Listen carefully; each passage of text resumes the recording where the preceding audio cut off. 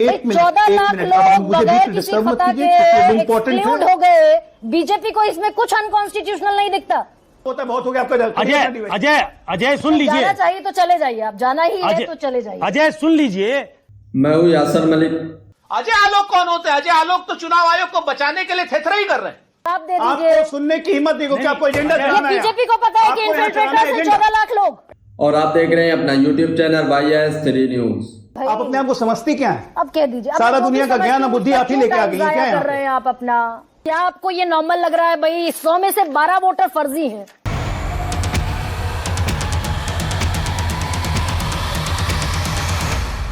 पश्चिम बंगाल का चुनाव फिर से चोरी करने की कोशिश। SIR के नाम 27 लाख वोटर्स को वोट देने का अधिकार छिन सकता है, जिस पर गरिमा सिंह ने जब बीजेपी के प्रवक्ता से सवाल पूछे, इलेक्शन कमीशन की मंशा पर सवाल पूछे, SIR पर सवाल पूछे, तो बीजेपी के प्रवक्ता पहले तो बदतमीजी करने लगे। पहले तो गरिमा सिंह को एजेंडा चलाने वाला कहने लगे और इलेक्शन कमीशन के ऊपर विश्वास न करने वाला बोला। उसके बाद जब गरिमा सिंह ने और बखिया उधेड़ी बीजेपी के प्रवक्ता अजय आलोक की, तो बीजेपी के प्रवक्ता के पास कोई सवाल का जवाब नहीं था और वो डिबेट छोड़कर भागने के सिवा उनके पास कोई चारा नहीं था। इस डिबेट में आप लोग देखेंगे कि बीजेपी के प्रवक्ता सवालों से बचने के लिए कैसे डिबेट छोड़कर भाग गए, अपनी कुर्सी छोड़कर भाग गए। तो गरिमा सिंह ने भी उनकी खूब ज्यादा बखिया उधेड़ी है, जिससे वो परेशान हो गए और डिबेट छोड़कर भागने पर मजबूर हो गए और डिबेट छोड़कर भाग ही गए।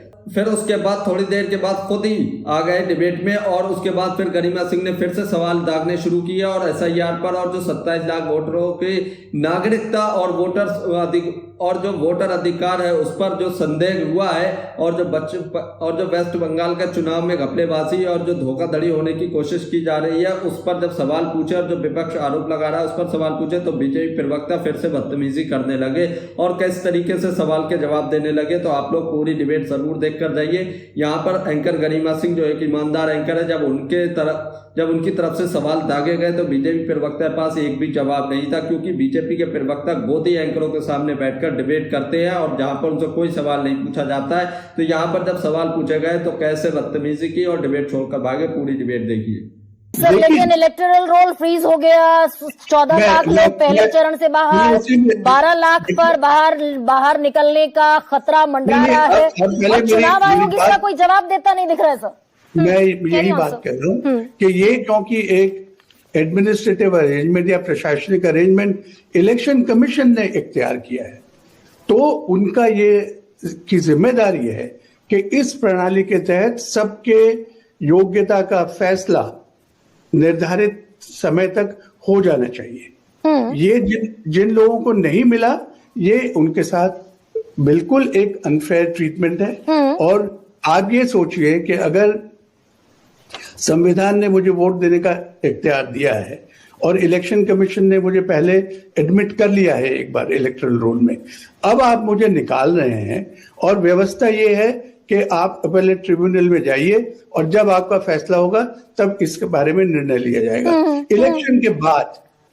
तो सर क्या ये व्यवस्था बनती दिखेगी? मैं थोड़ा सा आपसे आगे का सवाल भी पूछ लूं। भाई चुनाव हो जाएंगे इनके एक्सक्लूजन के साथ, तो क्या चुनाव आयोग बाद में इन 27 लाख लोगों से बंगाल में फिर वोटिंग कराएगा इन केस अगर ये लीगल वोटर्स निकले? मैं वही कह रहा हूं, इस तरह की कोई प्रथा नहीं है कि एक बार आपने इलेक्शन करा लिया, रिजल्ट डिक्लेयर कर लिया, उसके बाद आप योग्य हो ना योग्य हो उससे कोई फर्क नहीं पड़ता। तो बात यही है कि अगर बाद में योग्य होते हैं तो उसका मतलब ये होगा कि जो लोग योग्य थे उनको आपके एक एडमिनिस्ट्रेटिव अरेंजमेंट के तहत, खामी के तहत उनको अपना राइट एक्सरसाइज करने से वंचित कर दिया। तो सर पूरा चुनाव कॉम्प्रोमाइज हो गया ना। 60 लाख वोट से 2021 में जीत और हार तय हुई थी, 2024 में मात्र 40 लाख वोटों से जीत और हार तय हुई थी। यहाँ 27 लाख का एक्सक्लूजन तो एक हो गया और टोटल एक्सक्लूजन हो गया 91 लाख का। क्या ये चुनाव कॉम्प्रोमाइज स्टेट पर खड़ा हुआ दिखता है क्या बंगाल का? देखिए चुनाव के परिणाम क्या होते हैं वो, और जो आप पिछले चुनाव के रिजल्ट्स के हिसाब से इसको एक्स्ट्रापोलेट कर रहे हैं वो एक अलग बात है। लेकिन ये सवाल मेरे हिसाब से 27 लाख लोगों की वैधता और उनके राइट टू वोट से संबंधित है। सर इसमें एक सवाल ये भी है, क्या आपको ये नॉर्मल लग रहा है भाई 100 में से 12 वोटर फर्जी हैं, एक्सक्लूडेड हैं? 100 में से 12 वोटर का इलेक्टोरल रोल से बाहर निकल जाना, 91 लाख लोग यानी कि तकरीबन 1 करोड़ लोग वेस्ट बंगाल में अगर अवैध हैं तो फिर घुसपैठिए हैं, बांग्लादेशी हैं, कौन है, इन्फिल्ट्रेटर्स हैं कौन? नहीं, ये तो देखिए clearly this is a matter of investigation. लेकिन मैं आपको पीछे असम में ले जाता हूं। अगर आप असम में जहां एनआरसी हो चुकी है एक तरह से और रजिस्टर में 19 लाख के करीब लोगों का डाउटफुल कैटेगरी में नाम आ चुका है कि इनकी सिटीजनशिप तय है या नहीं है, ये नहीं हो निर्धारित किया गया था, लेकिन उन लोगों को निकाला तो नहीं गया। तो कहने का मतलब ये है कि आज से पहले कभी इस बात की वजह से आपको नहीं निकाला जाता कि आपके ऊपर एक डाउट है, इसलिए आप वोट नहीं दे सकते। तो सर एक सवाल मुझे, ये जो विपक्ष यानी कि जो विपक्ष कहता हुआ दिखाई दे रहा है, यानी उन आरोपों में कोई सच्चाई, कोई दम दिखता है? किस आरोप की आप बात कर रहे हैं? अरविंद केजरीवाल से लेकर संजय सिंह तक और तमाम लोग जो including leader of opposition Rahul Gandhi Haryana की वोटर लिस्ट पर आरोप लगाते दिखे, महाराष्ट्र की वोटर लिस्ट पर आरोप लगाते दिखे। क्या election commission of India answerable है या फिर भाई मुंह पर चुप्पी लगाकर बैठे हुए हैं, इलेक्शन हो रहा है एक्सक्लूजन के साथ? देखिए, चुनाव आयोग के अलावा कोई और आंसरेबल नहीं है इस सिलसिले में, क्योंकि चुनाव आयोग is the custodian of electoral roll. अगर इलेक्टोरल रोल के अंदर कोई कमी, कोई त्रुटि बताई जाती है, उसका निकार, उसका जो सोल्यूशन है वो भी चुनाव आयोग को देना है, उसका एक्सप्लेनेशन भी चुनाव आयोग को देना है। बस लीडर ऑफ ऑपोजिशन जो कॉन्स्टिट्यूशनल पद पर बैठे हुए हैं, भाई राहुल गांधी ये आरोप लगाकर कह देते हैं कि हरियाणा में 8 में से 1 वोटर फर्जी है, महाराष्ट्र में 76 लाख वोटर फर्जी बाकायदा एड ऑन कराए गए। कहां दिया चुनाव आयोग ने जवाब? ये प्रथा खत्म हो गई क्या? जितने भी आरोप लगे वो अपनी तरफ अपनी जगह हैं, उसका जवाब देना इलेक्शन कमीशन की जिम्मेदारी है। हाँ, राजा आलोक, बीजेपी का इस पर कोई बयान नहीं है कि 27 लाख लोगों के बगैर, 27 लाख वोटर्स के बगैर वेस्ट बंगाल का चुनाव लड़ा जा रहा है, which is unconstitutional and BJP is silent. भाई आपको भी दिक्कत होनी चाहिए ना इस पर। तो एक बार देखिए, अगर डॉक्टर अजय आलोक हमारे टीएमसी के मित्र, अगर कह रहे हैं कि ये चुनाव बिल्कुल अनकॉन्स्टिट्यूशनल है, तो इनको चुनाव छोड़ देना चाहिए। सुप्रीम कोर्ट में एक और पिटीशन फाइल करनी चाहिए। वी आर सुप्रीम कोर्ट बीच में आपके नहीं बोल रहा था, काहे के लिए बीच में बोलने लगते? डॉक्टर अजय 1 मिनट पे मिर्ची लगने लगती है, उछलने लगते हैं। नहीं, अरे भाई, सुप्रीम अरे कोर्ट में भरोसा है। स्वयं की आवाज धीमी कर दीजिए। Doctor Ajay carry on. मैं कह रहा हूँ अगर चुनाव अनकॉन्स्टिट्यूशनल है तो यहाँ टीवी स्क्रीन पे बकबक करने से ज्यादा अच्छा है कि जिस तरह ममता बनर्जी खुद गई थी अपना केस हियरिंग खुद करने के लिए, खुद बहस करने सुप्रीम कोर्ट में, जाके बोले कि ये केस अनकॉन्स्टिट्यूशनल आप काम कर रहे हैं। बीजेपी को इसमें कुछ अनकॉन्स्टिट्यूशनल दिखता है क्या डॉक्टर अजय? इस मामले में 1 मिनट 14 लाख लोग बगैर किसी फतह के एक्सक्लूड हो गए, बीजेपी को इसमें कुछ अनकॉन्स्टिट्यूशनल नहीं दिखता? हमारा एक लाइन का बात है, मुझे नहीं पता जो 27 लाख इंक्लूड हुआ है वो मेरे वोटर हैं या तृणमूल के वोटर हैं, लेकिन टीएमसी को पता है कि ये उनके वोटर हैं। यही मेरे और टीएमसी में अंतर है। ये आपको भी जानते हैं, लेकिन आपको भी दिख नहीं रहा। मैं कह रहा हूँ एक लाइन, ये नेशनल सिक्योरिटी की बात है। मैंने कुछ और मैं कह रहा हूँ 140 लाख लोग बगैर वोट किए हुए, 140 करोड़ लोग, 140 करोड़ लोग। अगर 27 करोड़ लोग पे एंटी नेशनल एक्टिविटी का शक है तो उनको अरेस्ट किया जाएगा कि नहीं? तो 27 लाख लोगों पे अगर उनके वोटिंग राइट्स पे शक है, चाहे लॉजिकल इनकंसिस्टेंसी के नाम पर, तो उनका वोटिंग उनको ट्रिब्यूनल में भेजा गया। ट्रिब्यूनल उनकी हियरिंग नहीं कर रही है, टाइमली नहीं होगा। एक मिनट गरिमा जी, जैसे नहीं होता कि वो इन्फिल्ट्रेटर है। आप कर लीजिए बहस। नहीं, अब जाना चाहे आप चले जाइए। चलिए, मैं सुनता हूं। साधारण सवाल पूछा डॉक्टर अजय मैंने आपसे, बोलने लग रहा हूँ, फ्लो में आ रहा हूँ। डॉक्टर अजय सिंपली पूछ रही हूँ, ये आपको सुनिए ना भाई, सुन लीजिए। क्यों इतना इतना परेशान होने की जरूरत नहीं है। डिबेट को पूरा देखकर जाइए, अभी आगे और ज्यादा बेइज्जती होगी और डिबेट छोड़कर भाग जाएंगे बीजेपी के प्रवक्ता, फिर वापस आएंगे और फिर इनकी धज्जियां उड़ाई जाएंगी। तो पूरी डिबेट देखिए।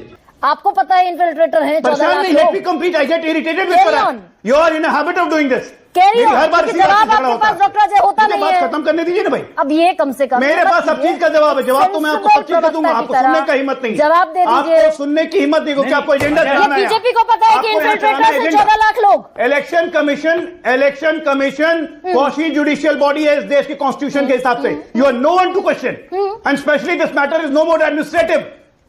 ये अभी प्रशासनिक मामला नहीं है, हाँ। ये जुडिशियल मामला, सुप्रीम कोर्ट पेंडिंग देख रहा है। हाँ, जुडिशियल सारे ट्रिब्यूनल को आज की तारीख में सारे ट्रिब्यूनल पे सुप्रीम कोर्ट के लोग बैठे हुए हैं। 326 ये सुपरविजन में जा रहा है। अभी कुछ भी इलेक्शन बोले जा रही कमीशन हैं ऑफ इंडिया का मैंडेट इतना है, दिक्कत है, जाइए सुप्रीम कोर्ट में एफिडेविट दीजिए। अब सुन लीजिए डॉक्टर भैया अजय। जाके सुप्रीम कोर्ट में एफिडेविट दीजिए ना। दिक्कत 27 है लाख लोग आपकी नहीं एक- रहते, मुझे नहीं मालूम है कौन है 27 व्यक्तिगत आक्षेप लाख। मेरे है। हिसाब से 27 लाख लोगों पे ऑब्जेक्शन है, हाँ। उनका वोटर लिस्ट रोक दिया गया है, उनको दिक्कत है। उनको ट्रिब्यूनल जब डिसाइड करेगा तभी उनकी एंट्री होगी। ये माननीय सुप्रीम कोर्ट के न्यायाधीश अपने हियरिंग में बोल चुके हैं कि एक इलेक्शन में वोट नहीं देंगे तो कुछ नहीं होगा। उस पर कपिल सिब्बल ने आवाज भी उठाई थी कि अगर मान लीजिए वो ठीक हो तब क्या तो होगा। फिर संविधान तो से सुप्रीम कोर्ट ने कहा कि 326 इस पर निकाल आगे दीजिए, विचार जो करेंगे। हर वोटर आगे को, विचार हर करेंगे, बैलेट तो आपके पास वोटर समय को है ना। वोट करने का अधिकार मैं तो देता आज है। कह रहा डॉक्टर साहब, हूं, अरे ऐसे मैं बहस- फिर गरिमा जी, ऐसे तो गरिमा जी दिक्कत सुन है ना। लीजिए। या तो आप सुन लीजिए या नहीं तो बीच में मेरे बोलते रहिए। सवाल पूछ या रही मेरी हूं, बात सुन उस लीजिए या पर बीच में आपको बोलते रहिए। आने अजय- में तकलीफ है ना। आप बोलिए, मैं आप ही की अजय सुनता हूं। अजय सुन, अजय जो मैं आपकी सिंपल सुनता जो हूं। जो अजय नहीं आलोक, यार, ऐसे थोड़ी ना होती है अजय डिबेट। अजय डिबेट ऐसे नहीं होती है। अजय सुनिए सही, मैं कोई पहली बार एक डिबेट सवाल नहीं कर रहा हूं, कोई तरीका है? एक दो सवाल- लाइन बोलने लगता हूं, बीच में बोलने लगती हैं। क्योंकि अजय, जवाब नहीं सुन। होता आपके पास। जो सवाल पूछा जाए आप एक साथ जवाब दे जवाब दीजिए। होता है, बहुत हो गया आपका जवाब। अजय अजय अजय सुन लीजिए, जाना चाहिए तो चले जाइए, आप जाना ही है तो चले जाइए। अजय सुन लीजिए।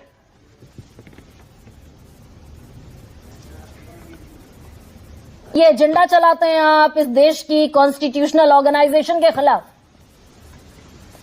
कुछ सब्सटेंस, कुछ कॉन्क्रीट। सुरेंद्र जी, गरिमा जी, अगर हम एजेंडा चलाते हैं तो हमारे खिलाफ देशद्रोह की या अफवाह फैलाने की धाराओं में एफआईआर करिए, हमें जेल में बंद कर दीजिए। क्या हमने चुनाव आयोग को मना किया है? सोनिया गांधी जी को बुलाती हैं, खड़गे साहब को बुलाती हैं, लेकिन भारतीय जनता पार्टी के लोग इसमें नहीं बुला रहे हैं या चुनाव आयोग के लोग इसमें एफआईआर नहीं कर रहे हैं, तो क्या ये एजेंडा है? आप बताइए हमें। जो जरा जरा सी बात आयोग के लोग इसमें एफआईआर नहीं कर रहे हैं, तो क्या ये एजेंडा है? आप बताइए हमें। जो जरा जरा सी बात पे एफआईआर करा करके 2-2 साल के लिए डिस्क्वालीफाई कराने की बात करते हैं, वो लोग अगर हम एजेंडा चला रहे होते तो एफआईआर न कर रहे होते। नंबर 1। नंबर 2, मुद्दा ये नहीं है। मुद्दे में जो सबसे पहले एक बड़ा पुराना शेर था कि अरे अभी गनीमत है सब्र मेरा, अभी लबालब भरा नहीं हूं, वो मुझको मुर्दा समझ रहा है, उससे कह दो मरा नहीं हूं। और कई दिनों से वो कह रहा है खत्म कर दूंगा नस्ल तेरी, है उसकी आदत डरा रहा है, मेरी फितरत डरा नहीं। यहां पर मसला पार्टियों का नहीं है, यहां पर मसला देश का है। यहां पर मसला उन 27 लाख वोटर्स का है जिसको देश का संविधान कहता है कि अगर एक भी अपराधी, क्या नाम, 10 अपराधी छूट जाए लेकिन एक निरपराध को सजा नहीं होनी चाहिए। वही काम यह है कि जब तक आखिरी मतदाता उसमें जुड़ न जाए तब तक वोटर लिस्ट शुद्ध नहीं मानी जा सकती। चुनाव आयोग से आप कहेंगे बिहार की वोटर लिस्ट में आप कहेंगे बिहार की वोटर लिस्ट में गड़बड़, महाराष्ट्र की वोटर लिस्ट गड़बड़, हरियाणा की गड़बड़, दिल्ली की गड़बड़, और चुनाव सारे लड़ेंगे, ये भी होगा ना। तो आप क्या चाहती, आप क्या चाहती कि चुनाव लड़ना बंद करके हम इनको हिटलर बना दें? ये चाहती हैं आप? या ज्ञानेश कुमार को, ज्ञानेश गुप्ता को हिटलर का साथी गोयबल्स बना दें? ये चाहती हैं आप? वो आज गेट लॉस्ट कर रहा है, कल हमको गोली मार देगा। डेरेक ओब्रायन को गेट लॉस्ट किया उस आदमी ने। उस आदमी की हैसियत क्या है? एक अदना सा अधिकारी है आज की डेट में चुने हुए सांसद को गेट लॉस्ट कर रहा है। या आपने दरअसल आप ये ये रास्ता चाहती खोज हैं, आप लिया सब लोग कि ये चाहते हैं कि लोकतंत्र को खत्म कर दें? या आपको लगता है कि जितनी दिक्कतें हैं सब चुनाव आयोग पर डाल दो? आप इस बात को मेंशन नहीं करना चाहते कि ये पूरा प्रोसीजर सुप्रीम कोर्ट के, एंड फाइनली जो 60 लाख लोग जो एडजुडिकेशन में थे प्रोसेस में, वो तो सुपरवाइज्ड बाय सुप्रीम कोर्ट। ठीक, सुप्रीम कोर्ट को धता बता करके सुकेश बैठे हुए हैं यहां पर। सुकेश थे, प्रभाकर थे, अब प्रभाकर अब आपके यहां से छोड़ गए हैं, सुकेश बैठे हुए हैं यहां पर। आप हमें बताइए, सुप्रीम कोर्ट को ये जो लॉजिकल डिस्क्रिपेंसी के नाम पर धता बताई गई है, इसका क्या इलाज है? और लॉजिकल डिस्क्रिपेंसी क्या है कि साहब गरिमा का नाम में GARIMA की जगह GIARMA हो गया, ये एक शब्द कोई गलत हो गया। अब इसके लिए आप ये क्या नाम 7 प्रोसेस लीजिए और उसके बाद ट्रिब्यूनल में जाइए। मैं आपको एक नहीं, मैं आपको 27 के 27 लाख नामों में लॉजिकल डिस्क्रिपेंसी है, कोई मुद्दा नहीं है। और लॉजिकल डिस्क्रिपेंसी क्या होती है जी? जब आदमी को, जो आदमी एक BLO ठीक कर सकता है उसके लिए ट्रिब्यूनल, यानी आप आज की डेट में आप क्या नाम हिंदुस्तान के मतदाता को एक त्रिपोली का या लीबिया का बताते रहते हैं कि जहां पे एक जगह पे अनाज बट रहा है तो वहां भागे, उसके बाद जूते बट रहे हैं तो वहां भागे, उसके बाद यानी वो खाली काम यही करता रहे कि सुरेंद्र जो चुनाव आयोग ने गलत किया है। सुरेंद्र जी भाई, आपने लॉजिकल डिस्क्रिपेंसी आप उसको कैटेगराइज कर रहे हैं, लॉजिकल डिस्क्रिपेंसी है, नाम में मिस्टेक है। डॉक्टर अजय आलोक कह रहे हैं कि घुसपैठी है, नहीं निकालेंगे। नहीं, ये मैं नहीं कह रहा हूं। डॉक्टर अजय आलोक थोड़ी देर पहले कहते दिखाई दिए वो इनफिल्ट्रेटर्स हैं। अरे भाई सुनिए तो, नहीं अजय आलोक की बात मत कीजिए, वो भाजपा का नेता है। आप चुनाव आयोग की बात कीजिए, चुनाव आयोग कह रहा है लॉजिकल डिस्क्रिपेंसी है, मैं नहीं कह रहा हूं। अजय आलोक कौन होते हैं? अजय आलोक तो चुनाव आयोग को बचाने के लिए थेथरा ही कर रहे हैं, हमें उनसे कोई लेना देना नहीं, उनको करना है अपनी पार्टी को नाराज होकर बेचारे चले भी गए थे, जो खैर वापस लौट आए। 1 सेकेंड डॉक्टर अजय, नहीं थेथराई, एक सेकेंड थेथराई कोई गलत शब्द नहीं है, मेरी बात पूरी हो जाए। किसी को कुछ भी खराब लगता है तो 1 सेकेंड सुरेंद्र जी, अच्छा पूरा कर लीजिए जी। मैं जो बात आपसे कह रहा हूं कि आज की डेट में इस चुनाव आयोग ने इतना बड़ा हिटलरशाही का काम किया है 27 लाख वोटरों के साथ में, चाहे वो तृणमूल के वोटर हो, चाहे भाजपा के हो, चाहे कांग्रेस के हो।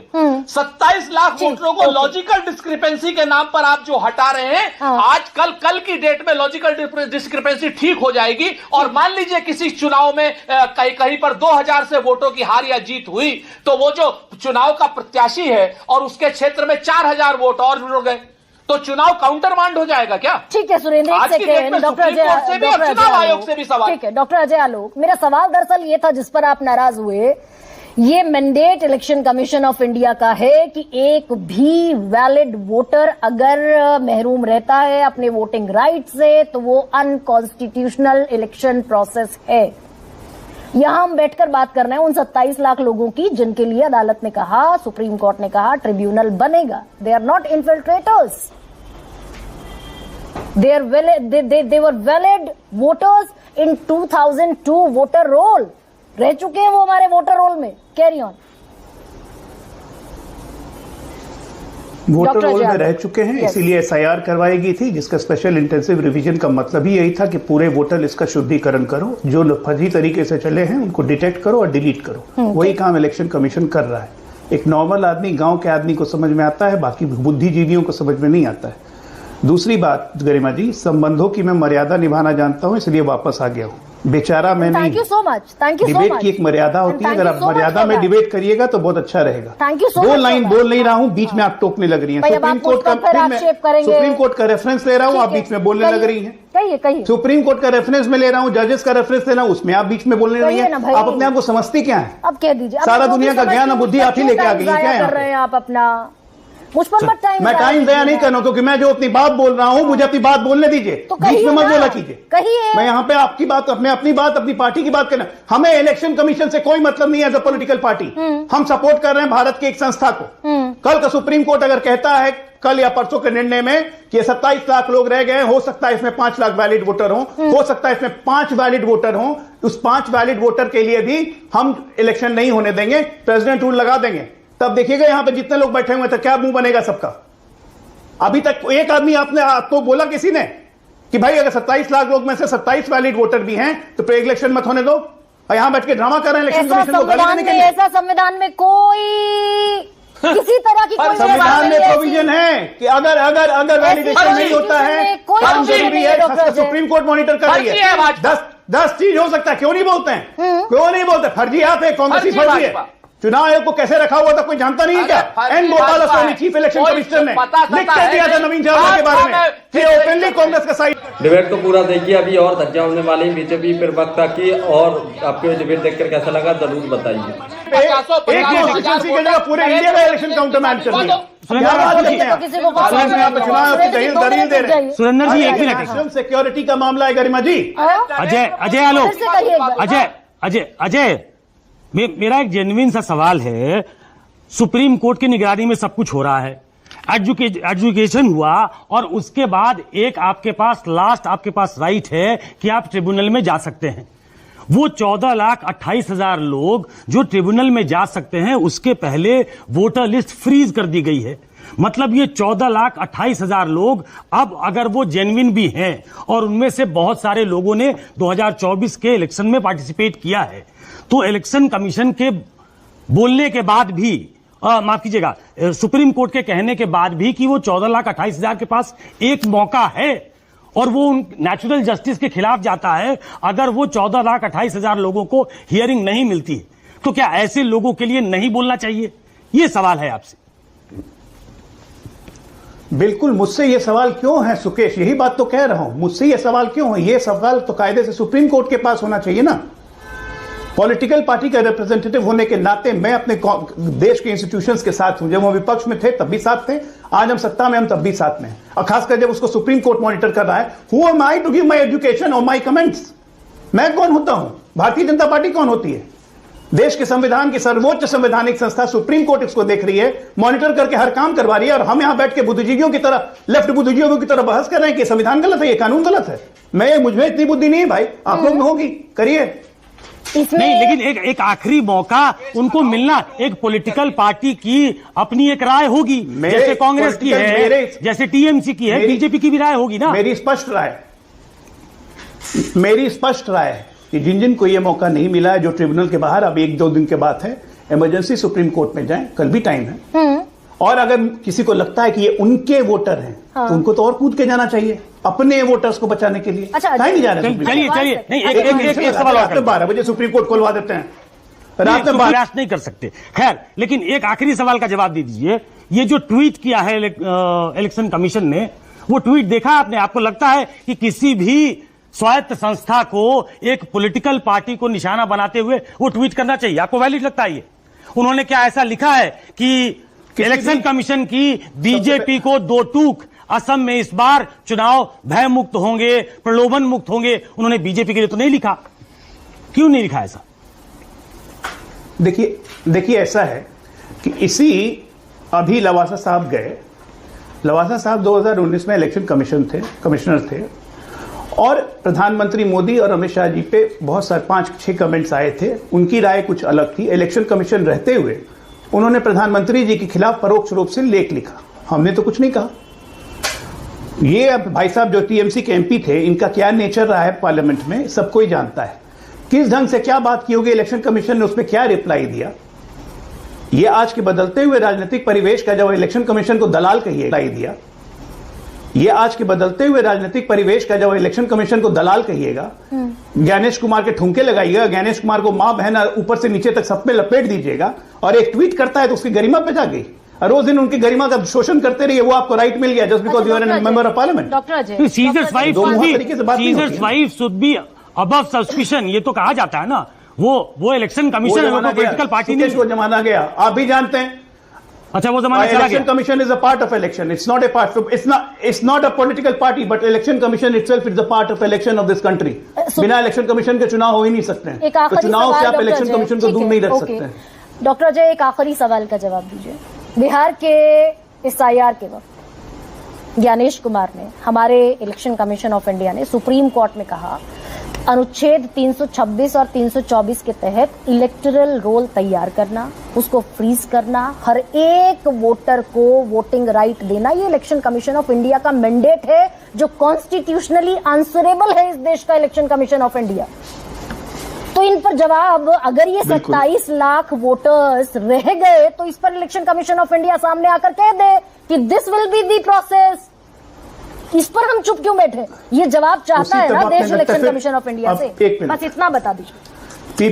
पीपल रिप्रेजेंटेटिव एक्ट ठीक से पढ़िए, उसमें साफ साफ लिखा हुआ है कि किसी की नागरिकता पे संदेह होगी और उसको तय करने के लिए ट्रिब्यूनल अगर सेटअप होगा तो उस व्यक्ति की नागरिकता तब तक वैध नहीं मानी जाती है जब तक ट्रिब्यूनल उस पर फैसला न दे दे। बिल्कुल ठीक बात है, बिल्कुल ठीक। मैंने पढ़ा है इसीलिए आपसे पूछ रही हूँ। बिल्कुल ठीक कह रहे हैं आप। पीपल रिप्रेजेंटेशन एक्ट यही कहता है non Indian non citizen vote cast नहीं कर सकता।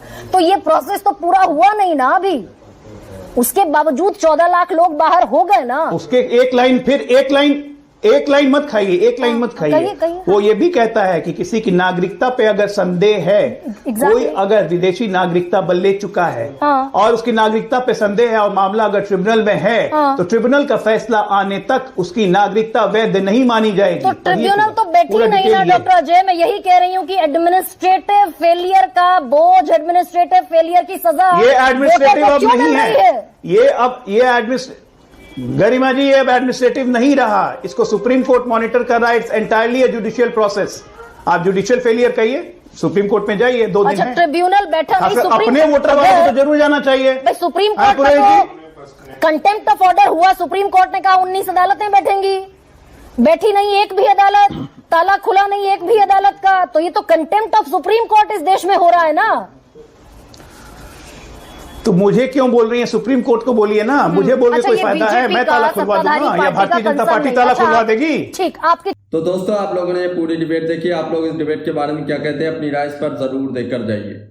पश्चिम बंगाल का चुनाव नजदीक आ रहा है। अप्रैल के आखिर में ही वोटिंग होनी है और चुनावी रैली भी स्टार्ट हो गई है। एसआईआर की प्रक्रिया भी वहां पर समाप्त हो गई है। करीब 27 लाख वोटर्स ऐसे हैं जिन पर संदेह जताया गया है, जिनको वोटर लिस्ट से बाहर कर दिया गया है, जिनको सुप्रीम कोर्ट की मॉनिटरिंग में जो है इनके केस को दिया गया है। अगर सुप्रीम कोर्ट को लगता है कि ये वैध है और ये वोट्स डालने का अधिकार है इनके पास, तो उसके बाद भी इलेक्शन की जो वोटर लिस्ट है उसको फ्रीज कर दिया गया है। इनके साथ क्या न्याय होगा, जैसा कि आप लोगों ने डिबेट में देखा। अगर सुप्रीम कोर्ट का फैसला इनके हक में आता है तो भी ये वोट डालने के लिए क्या वंचित होंगे या नहीं होंगे, क्योंकि इलेक्शन कमीशन ने तो जो है वोटर लिस्ट पश्चिम बंगाल की फ्रीज कर दी है। जितने वोटर अब ऐड है उतने ही वोटर वोट डाल सकते हैं, ऐसा बताया जा रहा है। और जो 27 लाख वोटरों के नाम कटे हैं और जो 27 लाख वोटरों को वोटर लिस्ट से बाहर किया गया है, जिन पर संदेह किया गया है और उनकी नागरिकता पर भी खतरा मंडरा रहा है, तो ये क्या एक प्लान के तहत किया गया है? क्योंकि आप लोगों ने देखा होगा गरिमा सिंह ने एक आंकड़ा दिया था 2021 में, जो चुनावी जीत का मतलब आंकड़ा था वो 24 लाख वोटर था और यहाँ 27 लाख वोटर को वोटर लिस्ट से हटा दिया गया। तो क्या ये चुनाव चोरी करने का एक नया तरीका है? एसआईआर करके वोटरों के नाम काट के चुनाव को हाईजैक किया जाए, चुनाव को चोरी किया जाए। जिस तरीके से आप लोगों ने देखा होगा पर बिहार की एसआईआर की वोटर लिस्ट पर जो मतलब विवाद खड़े हुए थे और जो विपक्ष ने लगातार आरोप लगाए थे और इलेक्शन कमीशन ऑफ इंडिया की तरफ से भी कोई ऐसा जवाब नहीं दिया गया था जिससे भारत की जनता संतुष्ट हो सके, विपक्ष संतुष्ट हो सके। और ऐसा ही यहाँ पर हो रहा है। अब पश्चिम बंगाल में भी एसआईआर के नाम पर जो 27 लाख वोटरों के नाम कट गए हैं उनको संदेह के तौर पर रखा गया है। क्या वाकई में पश्चिम बंगाल का चुनाव भी इसी तरीके से भाजपा जीतना चाहती है? और जब कोई ऐसा एसआईआर पर सवाल पूछा जाता है, वोटरों के ऊपर सवाल पूछा जाता है, तो बीजेपी के प्रवक्ता बचाने आ जाते हैं, बीजेपी के नेता बचाने आ जाते हैं। जो भारत की संस्थाएं उन पर हमला किया है इसलिए हम उनको बचाने आए हैं। लेकिन जब इनसे तीखे तीखे सवाल उसके बारे में पूछे जाते हैं तो फिर ये कहते हैं कि ये सवाल हमसे क्यों पूछे जा रहे हैं, हम पॉलिटिकल पार्टी हैं, ये जवाब तो इलेक्शन कमीशन देगा। बचाने ये आते हैं, जब सवालों में फंसते हैं तो तब इलेक्शन कमीशन जवाब देने की बात करते हैं। लेकिन इलेक्शन कमीशन भी कोई जवाब नहीं देता है, आता है इधर उधर की बातें करता है। जो सीधे सवाल पूछे जाते हैं उसका कोई जवाब नहीं दिया जाता है। तो आप लोग बताकर जाइए कि पश्चिम बंगाल में जो 27 लाख वोटरों के ऊपर संदेह जताकर वोटर लिस्ट से बाहर किया गया है, ये कोई प्लान के तहत किया गया है या वाकई में 27 लाख वोटर संदेह के तौर पर पश्चिम बंगाल में हैं, जो घुसपैठिए के ना बीजेपी कहती है घुसपैठिए हैं, जिनकी नागरिकता रद्द होनी चाहिए, अवैध है। आप लोग इस पर क्या कहते हैं? कमेंट जरूर करके जाइए। और घुसपैठियों का मुद्दा भी बीजेपी लगातार उठाती है और ये आपको सबको पता है कि जहां पर भी इलेक्शन होता है, जिस राज्य में इलेक्शन होता है, वहां पर घुसपैठियों का मुद्दा बीजेपी लगातार उठाती है। अभी आपने बिहार में देखा होगा कितने जोर शोर से मुद्दा उठाया था घुसपैठियों का, लेकिन बिहार का इलेक्शन समाप्त होते ही घुसपैठिए वहां पर एक भी नहीं बचा। कोई आंकड़ा ना तो इलेक्शन कमीशन की तरफ से आया ना ही सरकार की तरफ से आया कि कितने घुसपैठिए बिहार के अंदर जो है पाए गए हैं और कितनों को बाहर किया गया है, कोई आंकड़ा नहीं दिया गया। अब तो बिहार के अंदर घुसपैठियों का नाम भी नहीं लिया जाता है। अब जो है पश्चिम बंगाल में घुसपैठियों का मुद्दा उठाया जा रहा है, घुसपैठियों के नाम पर चुनाव लड़ा जाएगा, जनता के जो मेन मुद्दे हैं उनको सबको भुला दिया जाएगा। अब यही पूरे महीने जब तक वोटिंग नहीं होती है, जब तक घुसपैठिया और SIR पर घमासान मचा रहेगा और इलेक्शन हो जाएगा।